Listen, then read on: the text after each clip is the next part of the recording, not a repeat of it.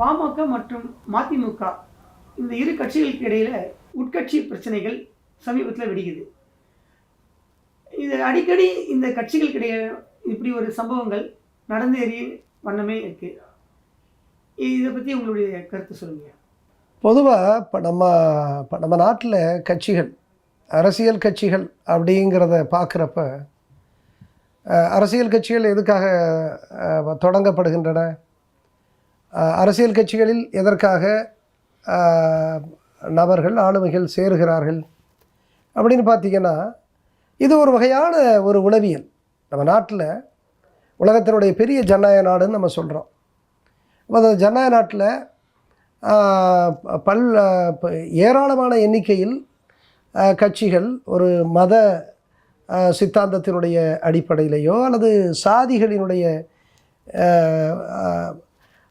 மேம்பாட்டிற்கு என அந்த அடிப்படையிலேயோ அல்லது தேசியம் என்று குறித்தோ அல்லது மொழிவழி தேசிய இனங்களினுடைய எழுச்சி என்றோ அல்லது பொது உடைமை சித்தாந்தத்தை முன்னிறுத்தியோ இப்படி பல்வேறு வகையான கோட்பாடுகள், சித்தாந்தங்கள் இவைகளையெல்லாம் முன்னிறுத்தி அந்த கட்சிகள் தொடங்கப்பட்டு நடத்தப்பட்டாலும் கூட ஒரு நிலையில் கட்சிகளுடைய ஒரு சில விதிவிலக்கான இயக்கங்களை, கட்சிகளை தவிர பெரும்பாலான கட்சிகள் அது எவ்வளோ பெரிய சித்தாந்தங்களை வைத்திருந்தாலும் கூட அந்த அதிகார வேட்கை தான் முன்னிறுத்தப்படுகிறது.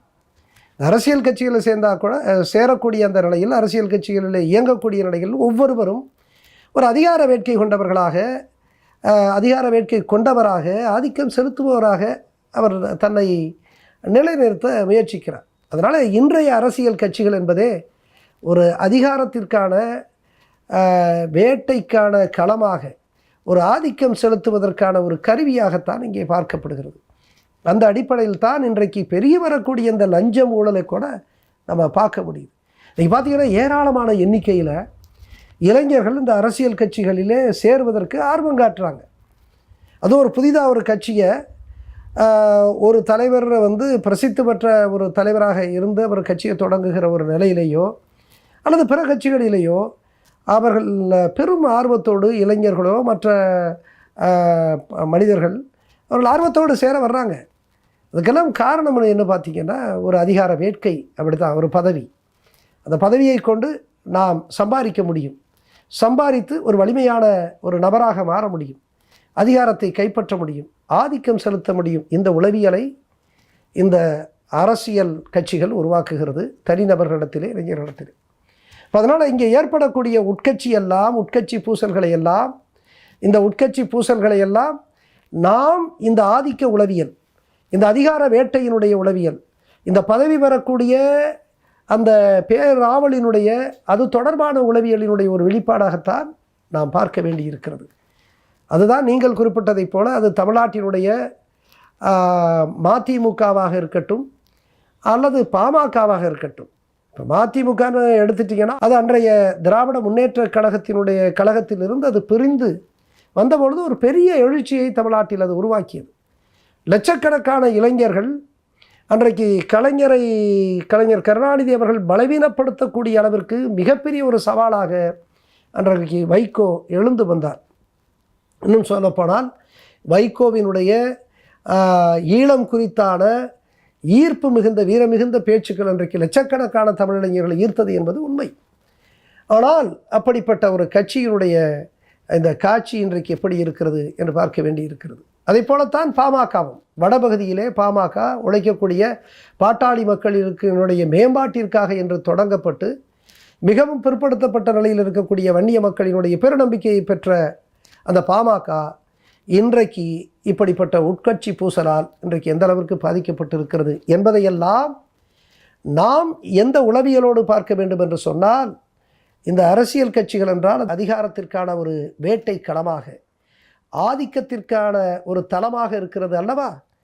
அந்த அந்த தள உருவாக்கக்கூடிய உளவியல் இருந்து தான் பார்க்க வேண்டும். வேறு என்ன நான் சொல்லுவதற்கு இருக்குது?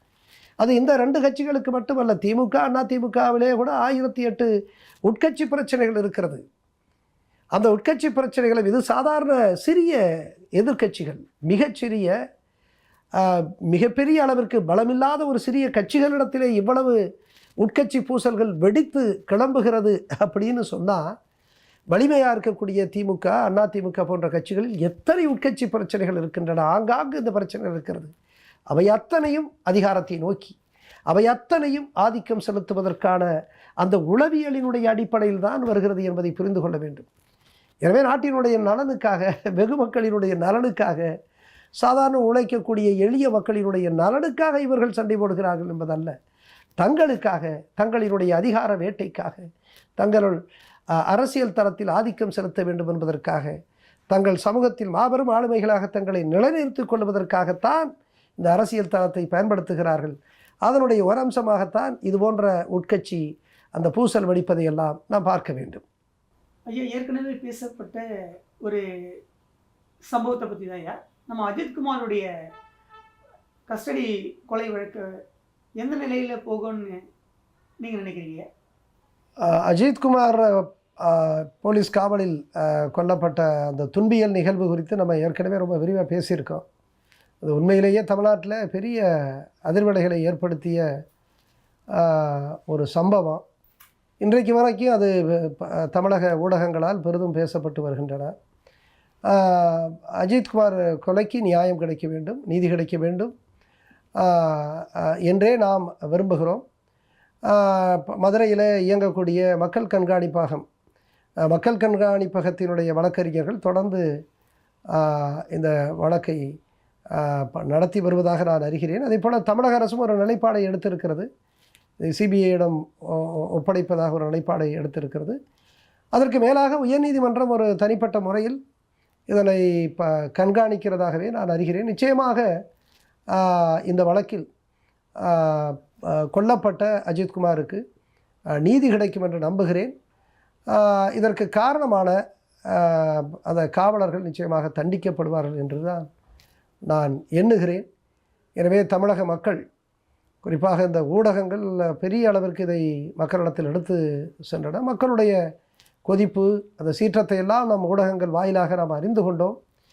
எனவே எதிர்காலத்தில் இது போன்ற சம்பவங்கள் நடக்காது என்று நம்புகிறோம். குறிப்பாக தமிழக அரசு, அதுபோல் காவல்துறை இதில் உறுதியாக இருக்க வேண்டும். ஒரு சிறிய இது போன்ற துன்பியல் நிகழ்வு எந்த காவல் நிலையத்திலும் நடக்கக்கூடாது என்பதில் அவர்கள் கவனமாக இருக்க வேண்டும். இல்லை என்று சொன்னால் அது மிகப்பெரிய ஒரு அவப்பெயரை உருவாக்கி ஆட்சிக்கினுடைய அடித்தளத்தை அசைத்துவிடும் என்பதை அவர்கள் புரிந்து கொள்ள வேண்டும். எனவே நிச்சயமாக நான் அஜித்குமாரினுடைய அந்த படுகொலைக்கு நீதி கிடைக்கும் என்றே நான் நம்புகிறேன். இதுவரையில் மாற்றம் தொலைக்காட்சிக்காக தங்களது நேரத்தை ஒதுக்கி எங்களோடு கருத்துக்களை பகிர்ந்தமைக்கு நன்றி ஐயா. மீண்டும் மாற்றம் ஊடகத்தினருக்கு என்னுடைய நன்றிகளும் வாழ்த்துக்களும். தொடர்ந்து நீங்கள் இயங்க வேண்டும். குறிப்பாக தமிழர்களிடையே மகத்தான விழிப்புணர்வை ஏற்படுத்துவதற்கு உங்கள் ஊடகம் தொடர்ந்து உறுதியாக செயல்பட வேண்டும் என்று நான் விரும்புகிறேன். என்னுடைய வாழ்த்துக்கள்.